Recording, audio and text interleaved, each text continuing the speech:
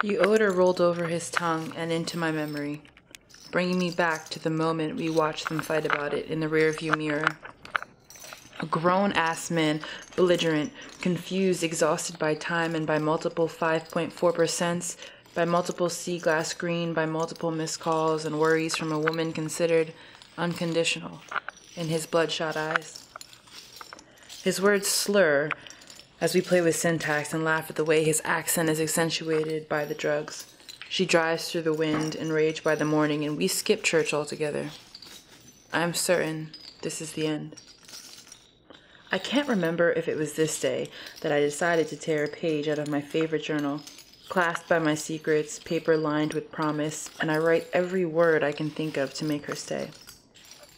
As we watch the Olympic Games, the sweaty volleyball women bounce back and forth, and I wring my fingers and chew on the Easter egg eraser that I kept a lot more sacredly yesterday. He puts up a fist for the first and last time I ever bore witness, and tears fall, and Ashes packs his bag and he cries for his second girl to follow, because even in this state of drunkenness, he is well aware of my loyalty to the woman who would never do this to any of us. I digress. My mind shifts as I shoot up in my bunk bed at 4 a.m, and 8 years old, I am convincing him that my reading corner doesn't have a working toilet. If he needs to pee, he should try the bathroom, and "No, you go back to sleep, Rose," wakes her.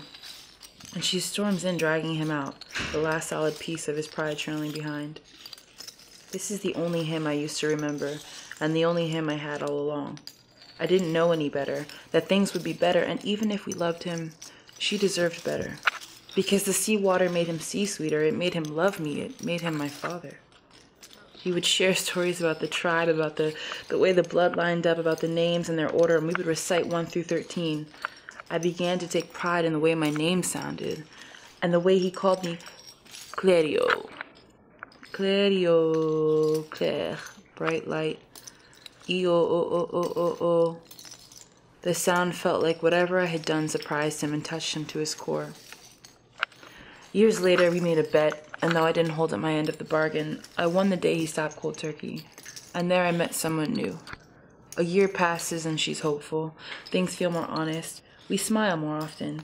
Money, it comes and goes. Love is more consistent, and he sleeps in bed at night and wakes up at home the next morning. The smell of the coffee brewing places me back in the present, and we are blessed to have had 2 years of sobriety. I question the content of your glass, and you smirk, and I cringe, having spent the last 10 minutes back where we started. The discipline he held meant everything to me, and his retreat makes me fear the worst.